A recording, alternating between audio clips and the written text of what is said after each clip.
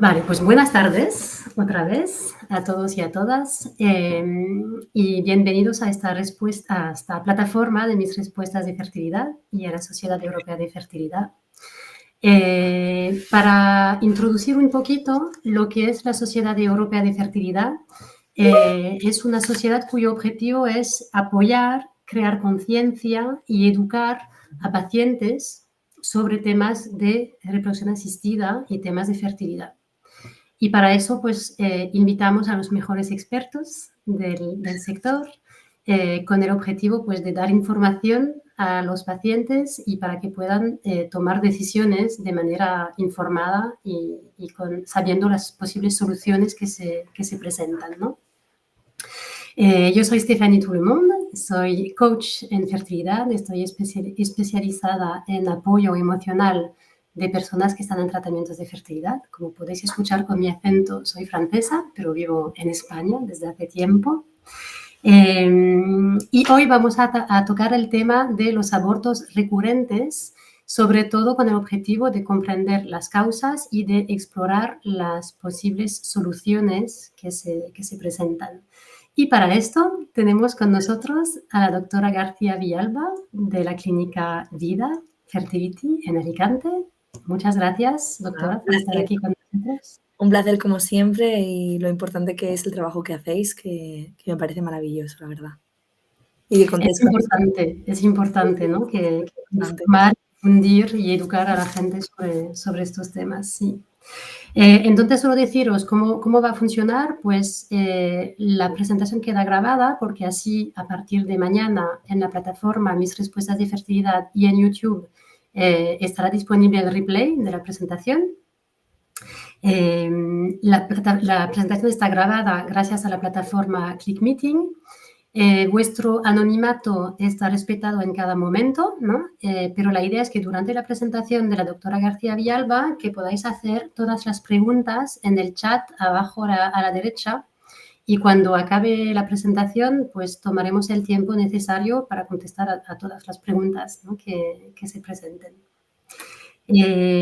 Pues nada más, por mi parte voy a dejar la palabra a la doctora García Villalba, voy a apagar el micrófono y la cámara, pero me quedo aquí detrás de la cámara por si necesitáis cualquier cosa.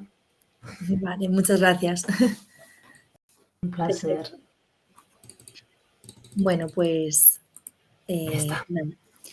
yo soy Alejandra García Villalba, soy ginecóloga especialista en reproducción y bueno, soy actualmente la directora médica de la Clínica Vida Fertility y es un placer como siempre pues estar con vosotros y que cuenten con profesionales que puedan informaros mejor.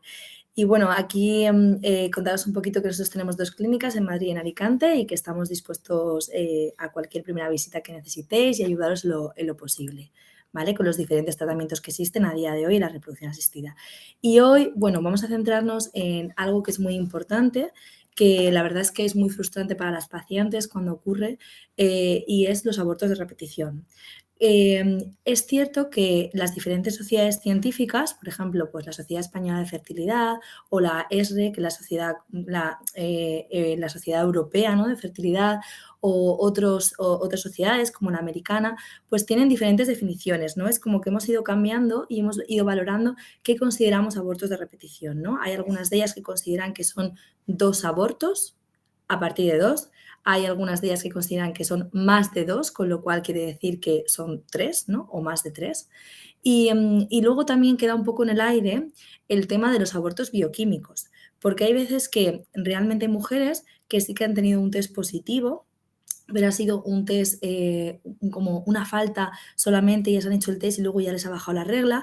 Y hay veces que esos abortos bioquímicos, en los que ha habido algo de implantación pero que no se ha desarrollado el embrión, a veces no son considerados como abortos y realmente pues yo pienso personalmente que los deberíamos de tener en cuenta, sobre todo en la mujer que presenta varios de estos tipos de abortos, ¿no? Entonces, bueno, ahora, a día de hoy, la definición más arraigada o la que más utilizamos es mayor o igual a 2 abortos, ¿vale? O sea, 2 abortos y sobre todo viendo saco gestacional. Entonces, la principal causa, cuando estudiamos las causas de los abortos, la principal causa es la alteración cromosómica en el embrión que se está desarrollando. ¿Cómo sabemos esto? Porque se han hecho estudios en los que se ha cogido las muestras de mujeres que han tenido abortos y se han analizado cromosómicamente. Y se ha visto que en el 90% de los casos ese tejido embrionario tenía una alteración cromosómica que hace que nuestro propio organismo pues como que intente expulsarlo, ¿no? Que ese embrión a lo mejor incluso no iba a nacer o tenía alguna alteración cromosómica que puede en algunos casos desarrollar un bebé con un problema, ¿no? Entonces, bueno, esto sí que sí, se han hecho a lo largo de la historia muchos estudios y se ha comprobado pues eso, que el 90% la causa es cromosómica. ¿Y por qué ocurre esto? Pues bueno, existe una probabilidad independientemente de la edad, es decir, con 30 años pues hay una probabilidad un poquito menor que con 40 años. A partir de los 35 años sabemos que es el límite en el que aumentan más los abortos, porque empeora la calidad ovocitaria y aumenta exponencialmente las alteraciones cromosómicas en los embriones, no solo de fecundación in vitro, sino en los embriones que vayan a crearse de una relación, por ejemplo, sexual que tengamos nosotros, ¿no? Entonces, esos embriones cromosómicamente anormales o aneuploides pueden llegar al útero, pueden llegar a implantarse, producir hormona de embarazo, pero luego no se desarrollarán y eso es la principal causa de aborto. También, bueno, aquí hemos añadido también un poco, aparte de la edad materna, es cierto que hay algún porcentaje en el que, sobre todo cuando estudiamos muy bien el semen, en el que hemos visto que la fragmentación del ADN de los espermatozoides puede hacer que haya embriones que tengan peor calidad, peor alteración, alteraciones cromosómicas, peor calidad morfológica, pero también alteraciones cromosómicas que produzcan este tipo de abortos, aunque es una causa un poco menos frecuente que la edad materna. Y bueno, también hay otras causas que pueden aumentar la neuploidía, como puede ser por la baja reserva o puede ser también pues, la calidad ovocitaria porque la mujer tenga algún otro tipo de problema, como puede ser la endometriosis. Entonces, ¿qué podemos hacer para intentar, sobre todo cuando ya nos metemos en un tratamiento de reproducción asistida, qué armas tenemos nosotros para poder evitar que ese embrión sea cromosómicamente, tenga una alteración cromosómica, ¿no? Sea cromosómicamente anormal? Pues lo primero es, tenemos que estudiar los cromosomas de ambos progenitores, es decir, realizar el cariotipo de la mujer y del hombre para poder detectar si nosotros mismos tenemos una alteración cromosómica que aunque seamos normales, porque tenemos a lo mejor un trocito de un cromosoma en otro, pero está balanceado y entonces yo seré normal, pero cuando vaya a hacer una técnica de reproducción asistida o no la vaya a hacer, voy a dar algún cromosoma que va a estar alterado. Entonces, esto es importante, es verdad que solamente un 2% de la población tendrá este tipo de alteraciones cromosómicas, perdonad, pero cuando ya nos vamos a meter en hacer una fecundación in vitro o una mujer que tiene abortos de repetición, sería una de las principales pruebas a solicitar tanto para la mujer como para el hombre. Si esto ocurre y hay una alteración del cariotipo, lo recomendado hacer es un PGT-SR. ¿Qué es? Un PGTA quiere decir análisis de los cromosómicas y un PGT-SR quiere decir que analiza los cromosomas, pero además en el cromosoma que el progenitor tenga alterado va a hacer un análisis más exhaustivo. Entonces, bueno, esto es importante a la hora también de poder hablar con nuestros genetistas y a la hora de poder realizar el análisis de los embriones. Entonces, bueno, si hay un cariotipo alterado habrá que hacer un PGT-SR y si solamente queremos intentar evitar que el embrión sea aneuploide y que pueda producirnos un aborto ya metidos en una técnica de reproducción asistida, pues habrá que hacer un PGTA, que es analizar los cromosomas. Entonces, ¿cuándo recomendamos un PGTA? Pues bueno, más o menos a partir de los 35 años sabemos que aumentan más las alteraciones cromosómicas y los abortos y con ello puede aumentar más los abortos. Entonces, a partir de los 35 podemos recomendarlo. Es cierto que tendemos más a recomendarlo a partir de los 37, 38, porque con esa edad, de cada 3 embriones que consigamos por fecundación in vitro, estadísticamente solo uno será cromosómicamente sano, ¿vale? Querrá decir que sea euploide. Entonces, bueno, queremos conseguir ese embrión euploide para poder evitar los abortos, los fallos de implantación y para tener una probabilidad de éxito mayor, ¿no? Cuando tenemos un embrión euploide, es decir, cromosómicamente normal y además un útero que un endometrio que nos crece correctamente y bueno, y también la morfología del embrión es adecuada, la probabilidad de embarazo es un 75% aproximadamente. Entonces, aumentamos mucho las probabilidades de éxito y además también disminuimos la de aborto. Y bueno, luego también tenemos que tener en cuenta que otra prueba a realizar, otra causa de los abortos son las tromofilias. Entonces, las trombofilias son enfermedades de la sangre que podemos tener y que hacen que se produzca pues pequeños trombos y no deja que se produzca esa implantación o que se desarrolle correctamente lo que va a ser la placenta. Por lo que en estos casos normalmente hay que poner un tratamiento anticoagulante como puede ser la heparina o el adiro que hace que intenta evitar esto, ¿no? Intenta evitar que se produzcan estos pequeños trombos o que la sangre pues, tenga una alteración de la coagulación que podamos intentar resolverla.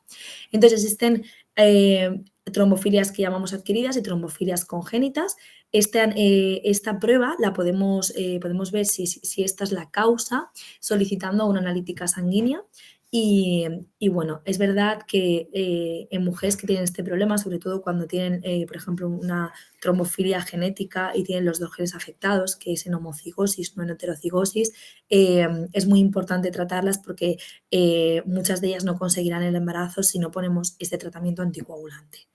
Entonces, bueno, realmente para saber si existe una trombofilia en la mujer es hacer una analítica sanguínea. Luego también es muy importante tener en cuenta que otro factor de posible aborto es tener alguna alteración en el útero, ¿no?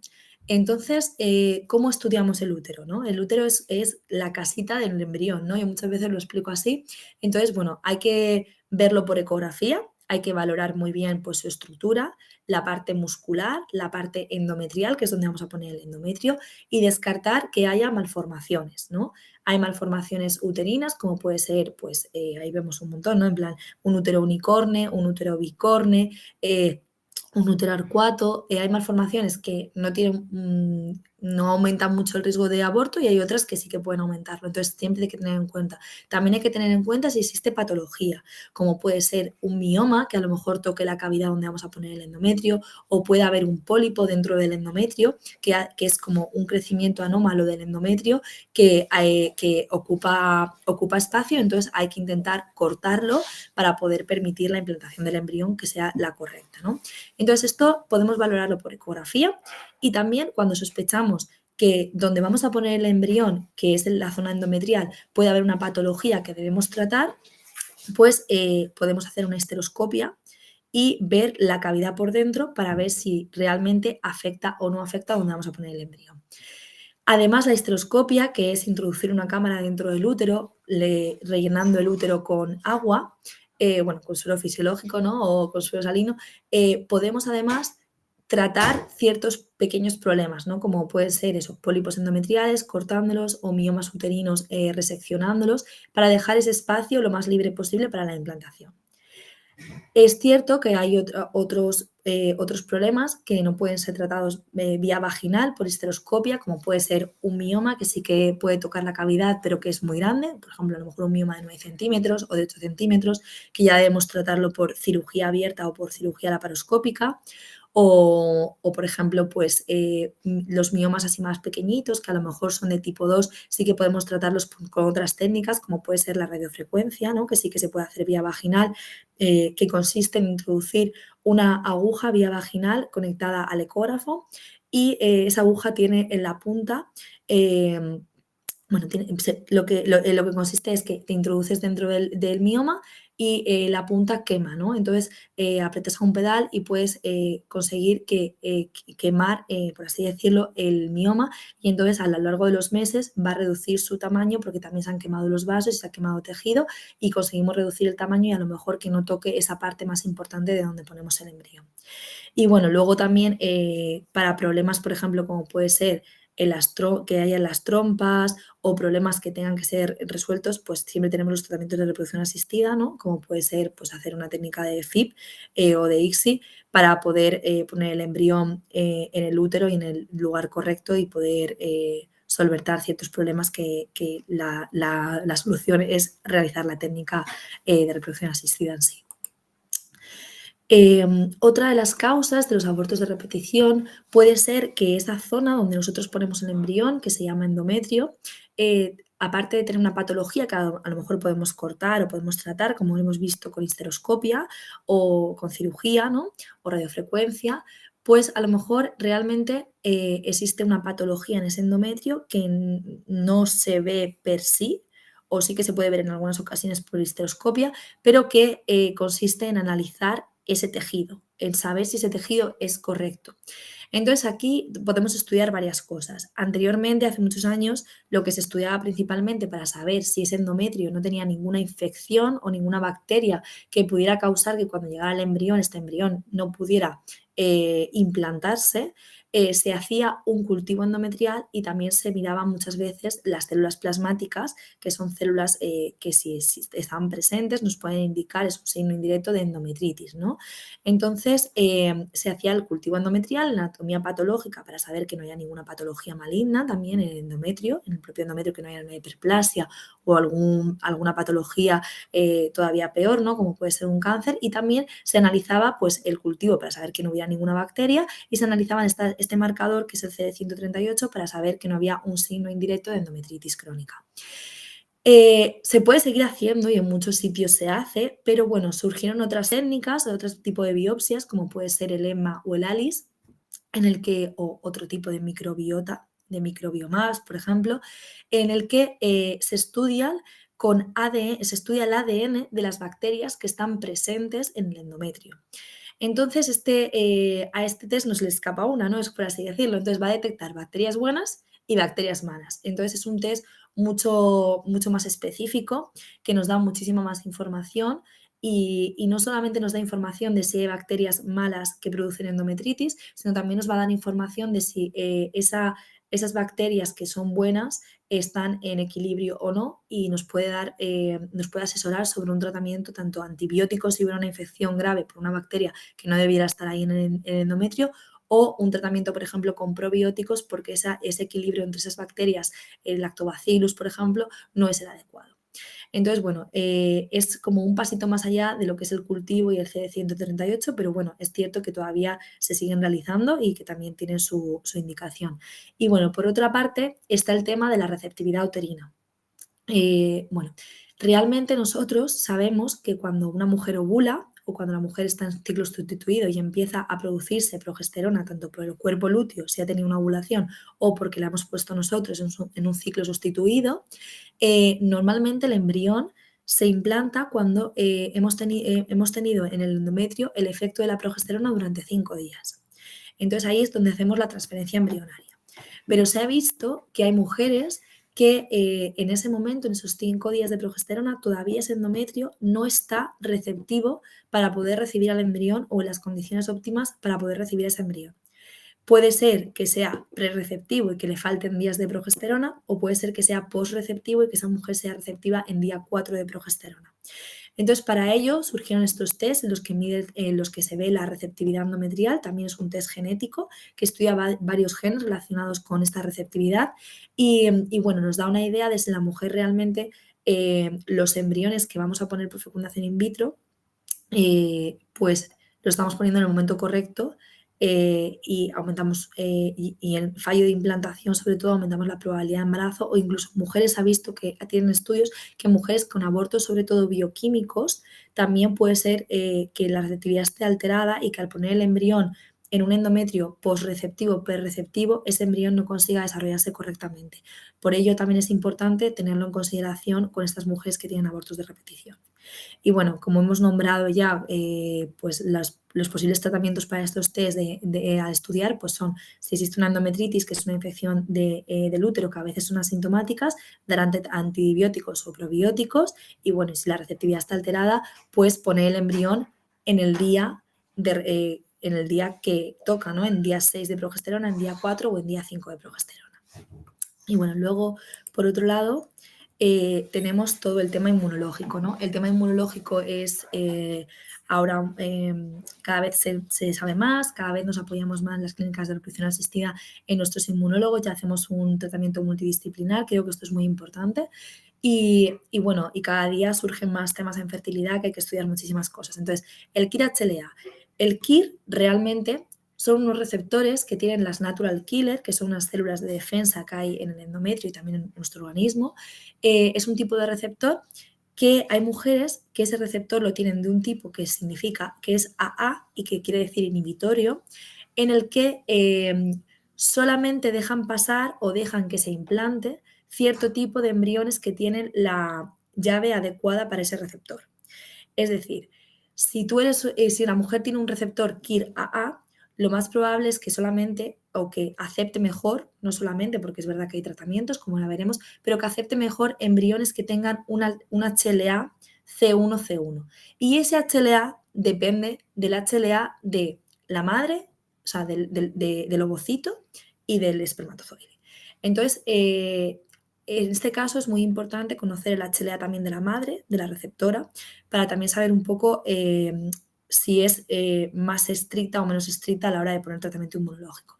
Pero bueno, por así decirlo a grandes rasgos, porque esto puede dar para una presentación perfectamente, una mujer que tiene un KIR de tipo AA inhibitorio necesita embriones que tengan un HLA concreto y suele ser C1C1 para aceptarlo correctamente, para que se quede embarazada, para que no lo aborte, incluso para disminuir problemas en el embarazo, como puede ser el crecimiento intrauterino retardado o la preeclampsia, que también se ha visto aumentado si los embriones no son de este tipo y en este tipo de mujeres que tienen este tipo de receptor. Aquí yo los tratamientos, gracias a Dios tengo inmunólogos que trabajan con nosotros que son maravillosos y bueno, existen tratamientos como puede ser el Neupogen o el Granocite, que realmente la indicación la tienen para trasplantes, porque estos receptores están relacionados también con los trasplantes de órganos en general y son tratamientos inyectados subcutáneamente que deben realizarse controles muy exhaustivos de hemograma, como los leucocitos, ver todo pues que suben, que bajan, o sea, valorar bien ese hemograma. Y bueno, creo que deben seguirlo por un inmunólogo, aparte de su ginecólogo de confianza en fertilidad, pues debemos tener ese equipo multidisciplinar.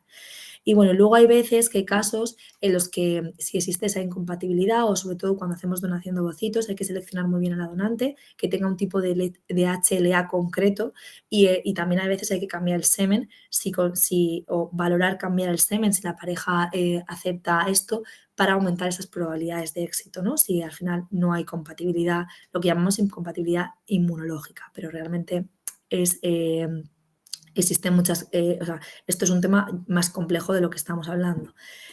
Bueno, pero también hay que tenerlo muy en cuenta. Y bueno, otras cosas que quería nombrar, pues que existen a día de hoy muchas cosas en fertilidad que todavía desconocemos.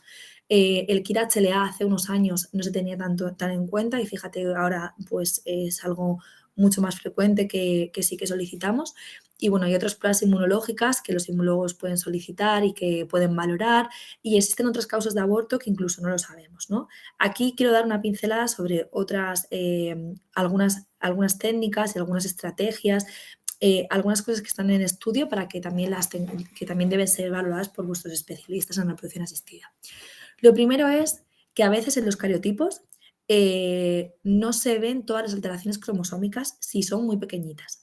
Entonces hay veces que si los abortos son recurrentes y cuando hacen el cariotipo del tejido embrionario está alterado, se puede solicitar un array que es una analítica de sangre, como si fuera un cariotipo, pero más ampliado, ¿vale? Un array.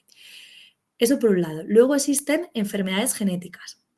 Enfermedades genéticas que sean causas de abortos de repetición pueden existir, pero es poco frecuente porque normalmente si yo tengo una enfermedad genética recesiva y mi pareja también la tiene, la probabilidad de tener un niño enfermo y que esa sea la causa de aborto es un poco raro. Pero bueno, debéis de saber que existen test genéticos que podemos hacer en la pareja para saber si ambos son portadores de la misma enfermedad genética y eso pueda ser la causa de que haya esa causa de aborto de repetición. Aunque como ya digo, esa es una causa más rara. Además, también quería nombrar el PRP endometrial, que en mujeres en las que el endometrio no crece correctamente o incluso crece pero no tiene una vascularización adecuada, el PRP endometrial, que son las plaquetas, coger el plasma de nuestra sangre y solamente coger la zona de las plaquetas como centrifugar y hacer un proceso para coger las plaquetas activadas. Ese tratamiento que a veces hacemos por histeroscopia, inyectado y luego instilaciones o solo instilaciones, en mujeres en las que el endometrio no crece correctamente o incluso que crece, pero hacemos un Doppler ecográficamente, no vemos bien la vascularización, podría estar indicado y sí que podría mejorar las tasas de éxito y de disminución de abortos. Y luego también existe, por ejemplo, algunos medios con citoquinas, como puede ser Step 1, que podemos utilizar tanto en ciclo como en el momento de la transferencia embrionaria, que puede ayudar a que disminuya la tasa de aborto en mujeres que tienen abortos de repetición, puede mejorar la implantación en mujeres mayores de 40 años, en mujeres que tienen fallos de implantación, en mujeres que tienen abortos de repetición, puede disminuir la tasa de aborto. Estos han hecho estudios y se está estudiando y en algunas clínicas, como puede ser la nuestra, ya lo estamos utilizando y la verdad es que da muy buenos resultados y también debemos tenerlo en cuenta y bueno, para que también estéis informados que estas son las últimas, es como algo mucho más nuevo que tenemos en nuestra mano para poder utilizar.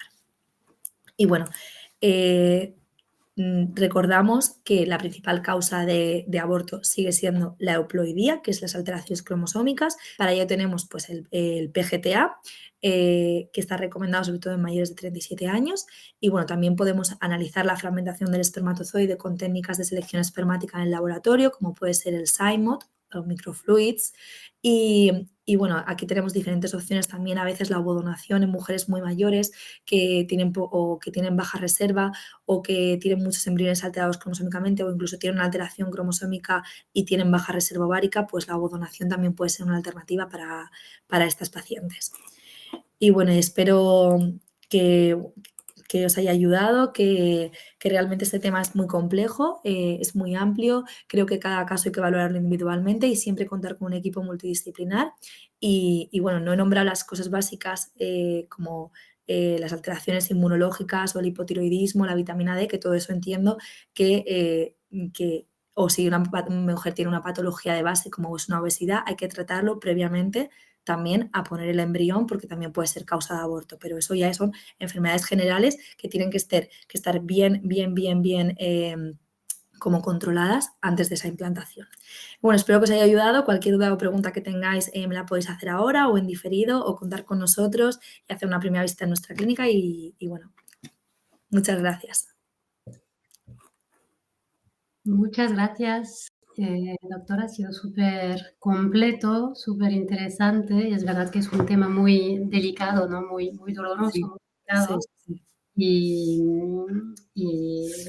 nada, hay que tratarlo de manera muy individualizada, como dicen. Es súper importante. Hay unas preguntas que ahora Vale. pero yo tenía una pregunta primero, ¿no? Porque ha mencionado al final de que la causa principal de abortos es la aneuploidía, a ver si lo digo bien. Sí. Cuando decimos la causa principal, ¿qué son? ¿Unos 80%, 70% de...? Cuando se han estudiado los abortos, que es el tejido de los embriones, cuando las mujeres han abortado o hemos hecho un tratamiento para poder extraer los restos, se han estudiado, imagínate, pues estos hicieron estudios de miles, ¿no? Y se ha visto que el 90% de las causas son cromosómicas. 90, vale. 90. Bueno, no siempre se puede analizar los restos, ¿no? Pero bueno. Claro, no siempre. Estos son estudios que se han hecho a lo mejor en mujeres que han hecho el degrado y que sí que has Sí. podido tomar una buena muestra Claro. porque por algún motivo, por ejemplo, cuando el embrioncito o el saco es muy grande, sí que hay que hacer un tratamiento quirúrgico porque si no la mujer pues puede sangrar de más y entonces en esos casos se han analizado y se ha visto que el 90% suele ser causa cromosómica, incluso aunque la mujer sea joven. Porque claro, aunque tengas 30 años también tienes un porcentaje, aunque sea un 20% o un 15%, pues sigue existiendo, ¿no? Sí, claro.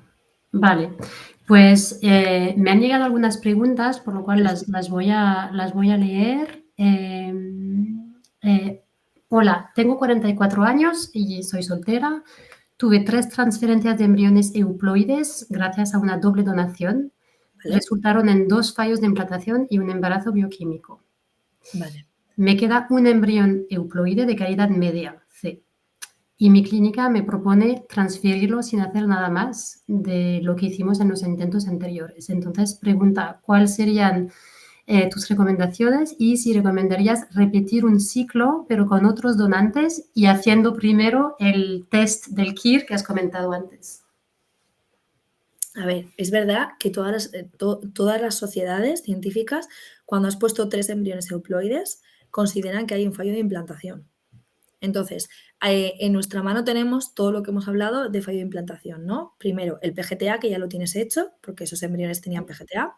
Luego, el estudio de trombofilias, que sí que se ha visto que en algunas mujeres hay fallo de implantación o aborto por este motivo. Entonces yo sí que al menos lo haría, o si no tuviera la posibilidad de hacerlo porque no tengo esas analíticas, pondría adiroyeparina. Aunque a mí me gusta hablar con el hematólogo y saber seguro la dosis y todo eso. Luego tenemos en nuestra mano las biopsias endometriales, que hay que estudiar pues que no sea porque haya una endometritis, una infección dentro del útero, o porque no sea una receptividad alterada, ¿no? Porque ya son 3 euploides de buena calidad y encima de doble donación, hay que estudiar las causas. Entonces, desde mi punto de vista, se deben estudiar. Es verdad que hay veces que si es un embrión, pero bueno, siempre hay que dar una oportunidad, porque aunque sea un embrión de calidad media, es de doble donación y la probabilidad de implantación debe ser alta por ser de ese tipo de tratamiento. Entonces, en principio yo haría las trombofilias o cubriría con aspirina y con adiro, haría las biopsias endometriales para estudiar la receptividad y si hay una endometritis. Y bueno, y obviamente este embrión, como ya está creado, y muchas veces, aunque el HLA no sea compatible del todo, que se puede hacer para valorar poner tratamiento. Pero bueno, si haces una doble donación, sí o sí, yo sí que me lo realizaría. Vale, sí, sí, está claro. Al final, las causas y las posibles soluciones son bastante similares si es fallo de implantación y si es aborto, ¿no? Sí, es verdad que hay como, creo que también comentan algo, no sé si tendrá histeroscopia hecha, pero bueno, la histeroscopia realmente también se puede valorar las endometritis, porque se pueden ver micropólipos o se pueden ver patología endometrial, aunque realmente si hay una ecografía perfecta, no hay una indicación 100%, ¿no? Pero bueno, también es una opción que se puede ver el útero por dentro y te va a dar más información y se pueden tomar incluso la biopsia, no para la receptividad o para el EMA-IALIS, sino más bien la biopsia del cultivo, el CD138, la anatomía patológica, sí que se puede tomar cuando haces la histeroscopia también. Vale, o sea, Vale, se pues sí. pueden hacer las dos cosas a la vez. Vale. Y una pregunta tonta mía, pero No, el no, hecho de que haya tenido un embarazo bioquímico es una buena noticia, es decir, es una señal de que puede implantarse, porque yo muchas veces tengo a pacientes que me dicen, claro, es que el médico me dijo que el bioquímico al final era una buena noticia comparado con fallos de implantación, porque significa que se puede implantar, que luego hay que mantenerlo, pero sí, sí, eso es cierto. Es verdad que nosotros, hay mujeres que nunca se quedan embarazadas y cuando hay un bioquímico, ya sabemos que sí que puede haber implantación, ¿no? Es decir, a lo mejor hay algún pequeño problema, pero ya sabemos que hay implantación. Entonces, es una buena noticia dentro de la mala, ¿no? Porque la mujer está sí, destrozada y yo dentro de muchas malas, veces sí. le digo, aunque te diga esto, no te lo tomes a mal porque realmente quiere decir eso, que sí que ha habido implantación, que el embrión sí que ha intentado implantarse y que por algún motivo o porque el embrión no era, porque al final, aunque sea euploide, también hay muchas cosas que desconocemos, ¿no? Lo que llamamos como la energía embrionaria para el desarrollo, mitocondrial, etc., todo eso no lo podemos analizar a día de hoy. Entonces, aunque sea euploide, puede ser que no tenga esa energía, ¿no? Es verdad que en este caso, que es de doble donación, es un poco más raro que ocurra eso, pero bueno, podría ser y puede ser otra causa a lo mejor, pero sí, sí, es una buena señal. Y bueno, yo la animo mucho porque es verdad que es muy frustrante tener negativos, hacerte 3 transferencias, no conseguir el objetivo, es mucho gasto psicológico, muchísimo más importante que el económico, pero también el económico también es importante. Y bueno, desde aquí te animo porque yo sí que me haría las pruebas y creo que tienes posibilidades. Sí, sí, es verdad que a nivel anímico es complicado, ¿no? O sea, cuando ya has hecho la doble donación, que en teoría es como lo mejor que puedes hacer y no funciona, es muy frustrante, sí. Vale, otra persona que pregunta cuánto tiempo debe esperar antes de hacer una transferencia después de un aborto, que acaba de tener un aborto a las 9 semanas con PGTA Fíjate y cómo- necesita avanzar para pasar página, pero Claro, es verdad que hay veces que también hay gente que tiene abortos a pesar de haber hecho el análisis cromosómico de los embriones, ¿no? En estos casos también hay que valorar muy bien el caso y ver si hay algo que esté produciendo ese aborto, porque con PGTA la tasa de abortos es mucho menor, ¿vale?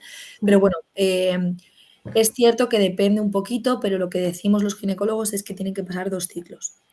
dos. ¿Vale? Desde que ha tenido el aborto, pues al menos una regla de forma natural y el siguiente ciclo ya podríamos a lo mejor empezar con la siguiente regla. Siempre que se compruebe o sea, que la cavidad ha quedado limpia, ¿no? Porque hay veces que hay tratamientos que se ponen con pastillas vaginales y que hay veces que hay restos y hay que ver después que le baje la regla bien y que desaparezcan, ¿no? Y que todo esté correcto. Si todo está correcto, normalmente, pues eso, dos ciclos es lo que se recomienda. Me imagino que la recomendación no es la misma si se hace un poco espontáneo o si hay que hacer un legrado. Claro, o si es el tiempo. Más o menos, si es con pastillas o es con legrado, pero ya es un saquito con un embrión o con una vesícula vitelina que eso que ha requerido, que ya se ha visto, eso sí que hay que esperar 2 ciclos, ¿vale? Si Vale. ya si es un aborto bioquímico, que en ese caso ya no se ha visto saco, que ha habido una beta, pero muy bajita y tal, incluso hay veces que recomendamos en el siguiente ciclo podríamos empezar, ¿vale? Pero cuando ya se ha visto saco, ya el endometrio ha tenido pues esa implantación, ha crecido, aunque luego no había latido, o ha habido vesícula vitelina o un saco vacío que se llama huevo güero, Mm, ahí, independientemente de si es al final de forma con cirugía de legrado o si es con pastillas, pero ha habido eso, sí que se recomiendan 2 ciclos. vale. Ok. Está claro. ¿A partir de cuándo hay que hacer todos estos test de la analítica para trombofilia y cosas así? Si no hay abortos, pero sí fallos de implantación. Vale, es como todo lo que os decía, es decir, es verdad que cuando consideramos aborto o fallo de implantación, Claro. normalmente es a partir de 2, ¿vale? Es cierto que en fecundación in vitro muchas veces tendemos a considerar 2 más que más de 2, ¿no? Porque, por ejemplo, en fallo de implantación, la ESRE muchas veces considera más de 3, o dependiendo de si el embrión tiene PGTA, o de la calidad morfológica del embrión, o de la edad de la mujer. Ahora, en la última guía, por ejemplo, pone que cuando la probabilidad de embarazo era más del 60%, ya se considera fallo de implantación, ¿no? Entonces, no es lo mismo la probabilidad de embarazo de una chica de 20 años, a lo mejor la primera transferencia o la segunda ya es 60%, pero la de 43 no. Entonces, en la de 43 consideramos fallo de implantación a los 5, si no tienen PGTA, ¿no? Entonces, bueno, yo sí que lo recomiendo a partir de 2 o más de 2, ¿vale? Si son embriones que tienen PGTA de muy buena calidad, o que no tengo ningún otro embrión, o que es un ciclo que la mujer ha tenido que hacer 3 ciclos para conseguir un embrión euploide, sí que me lo planteo un poco antes de 3, porque creo que es importante saber pues toda la información y Mm, hacer lo máximo posible. sí, sí, no está claro. Y luego una mujer de 43 años no puede esperarse tanto como una mujer de 20, Exacto, ¿no? exacto, sí, sí. Eso es. Vale. Con embriones euploides, ¿hay más riesgos de aborto en mujeres por encima de los 40 años o igual? O sea, ¿la edad influye también con embriones A euploides? ver, la edad influye en todo, en aborto, por el útero en sí, ¿no? En plan, por toda la patología, porque realmente cuando tenemos más edad, pues aumenta incluso todas las alteraciones, todo lo que puede ocurrirnos en el embarazo, ¿no? Hay más riesgo de diabetes, hay más riesgo de trombosis, hay más riesgo de preeclampsia, de tensión alta, ¿no? Hay más riesgo de parto pretérmino, pero bueno, es un riesgo asumible, que nadie se asuste. Es cierto que, claro, va a tener más riesgo la de 40 años al ponerse un embrión euploide que la de 35, pero tampoco tanto. O sea, cuando es euploide el riesgo no es, aumenta un poquito, pero no tanto, ¿vale? Dependiendo de la edad. Es cierto que hay que valorar bien los casos, o sea, los endometrios y todo, o sea, que crezcan bien, porque a lo mejor no te crece igual cuando tienes 45 o 47 años, o cuando tienes la menopausia, ¿no? Que cuando tienes 25. Entonces, a veces es un problema endometrial y no es por la edad, sino porque la edad está causando que el endometrio crezca un poco peor. Vale, sí, sí, sí. Bueno, en este caso tenemos el PRP endometrial, ¿no? Sí, sí, sí, sí, obvio, obvio. Nuestro PRP que tanto nos gusta.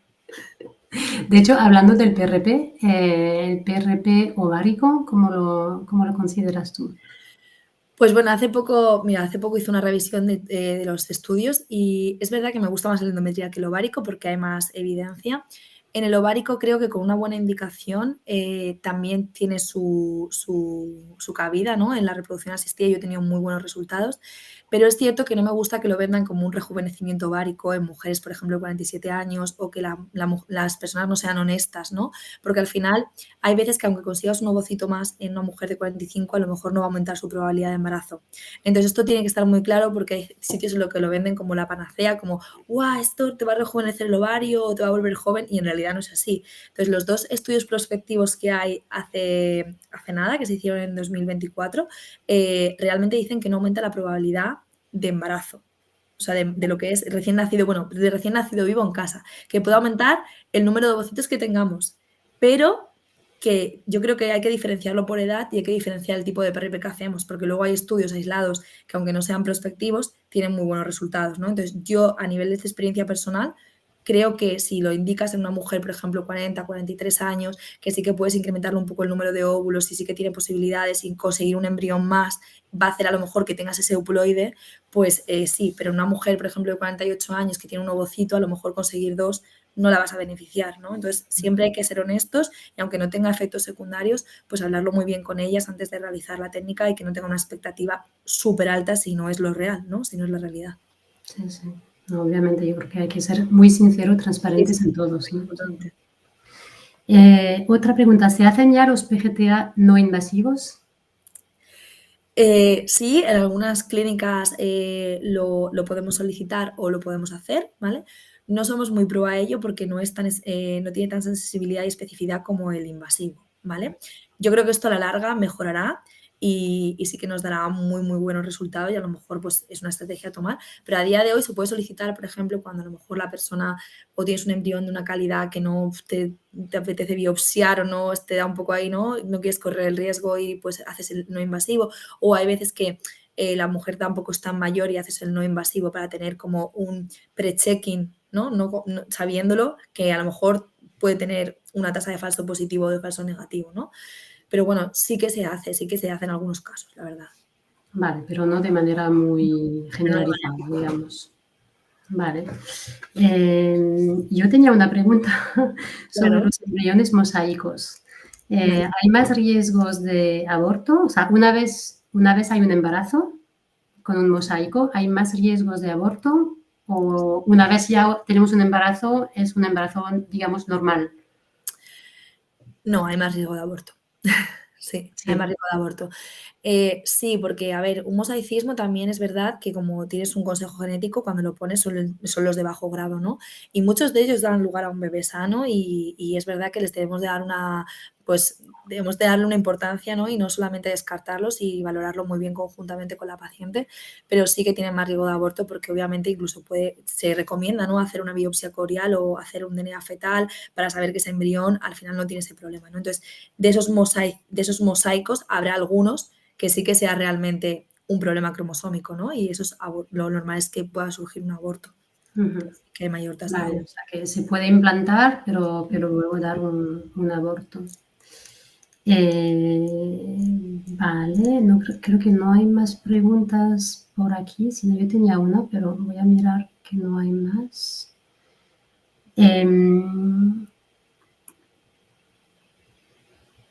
Vale, sí.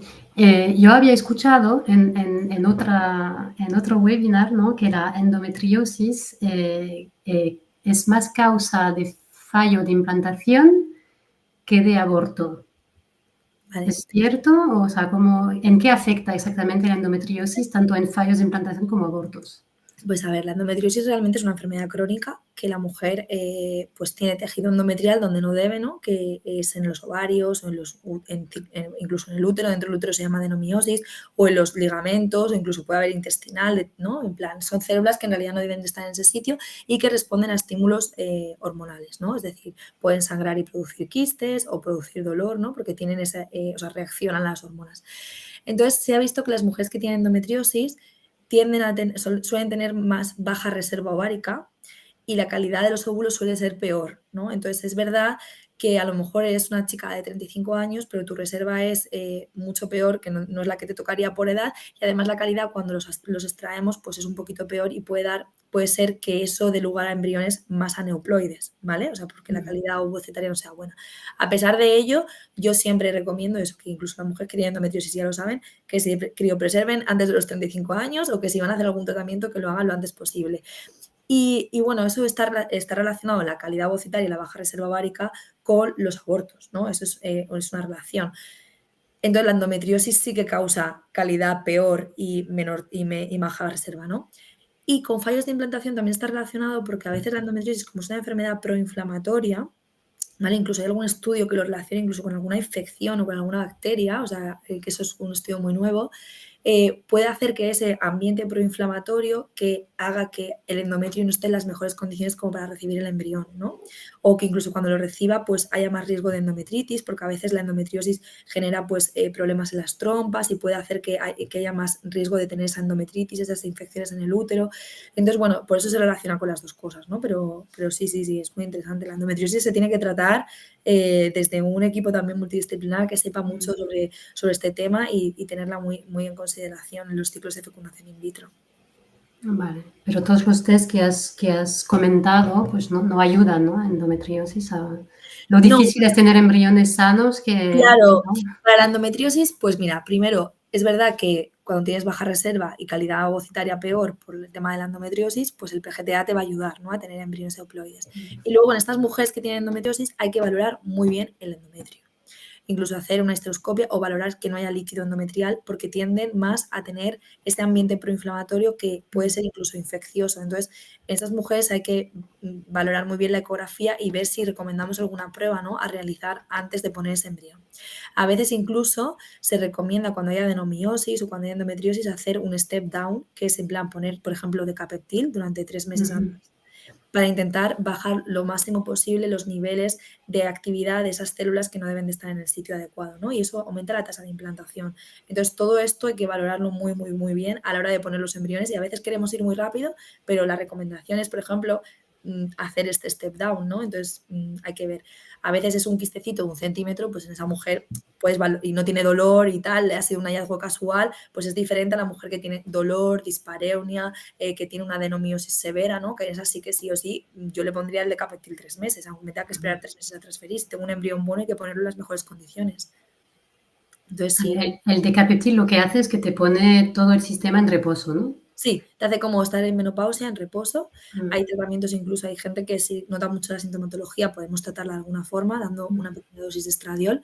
Y lo que hace es dejar todo en reposo, entonces esas células dejan de reaccionar a lo que es las hormonas y hace que ese ambiente proinflamatorio o ese ambiente que está generando el dolor, incluso se utiliza para el dolor fuera del tema de reproducción asistida, ¿no? Hay veces que las mujeres que tienen endometriosis con la píldora no es suficiente porque la píldora también hace ese pequeño efecto de reducir las hormonas, pero no es suficiente y hay que ponerles el decapeptil. ¿No? Tienes los efectos secundarios porque puedes tener calores, en plan sequedad, notar esos efectos secundarios como de la menopausia producida por el decapeptil, pero realmente si te va a ayudar a conseguir una mejor tasa de implantación, creo que debemos valorarlo bien e incluso dar una pequeña dosis, aunque sea para intentar reducir esos síntomas, pero producir ese step down, ¿no?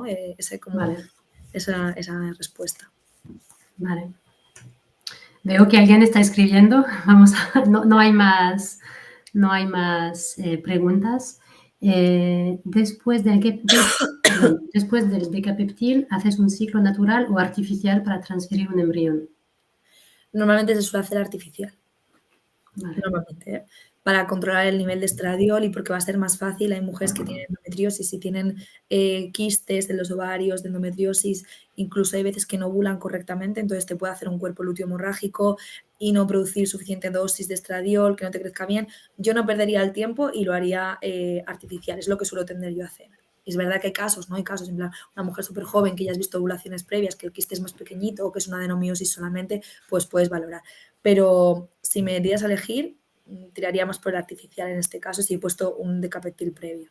Vale. Y si no, en general, el natural es recomendable, ¿no? O sea, Sí, en fuera general, de endometriosis y decapeptil. claro, en general el natural a mí me gusta sobre todo en gente joven o en gente que tiene ciclos regulares. Porque es verdad que a veces mujeres que, o si lo haces en mujeres más mayores, en plan mayores de 40 años, creo que hay que controlar muy bien las hormonas.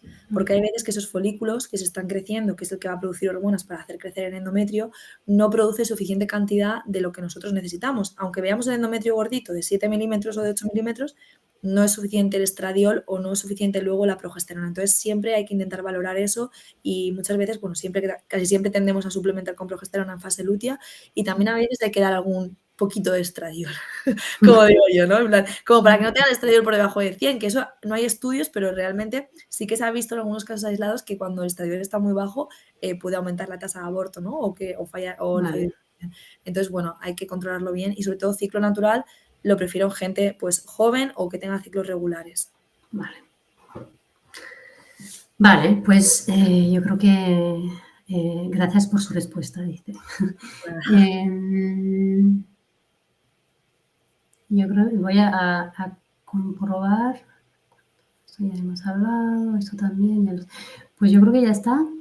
Ya está, las preguntas. De todas formas, veo que hay personas que se han unido un poquito tarde, entonces simplemente repito que el webinar estará disponible a partir de mañana en la plataforma Mis Respuestas de Fertilidad con todo y que en todo caso, si hay preguntas que llegan pues, después de haber acabado este webinar, las podéis enviar pues, o a la plataforma Mis Respuestas de Fertilidad o directamente a la clínica, ¿no? Pidiendo quizá una consulta online o presencial con la doctora García Villalba, ¿no?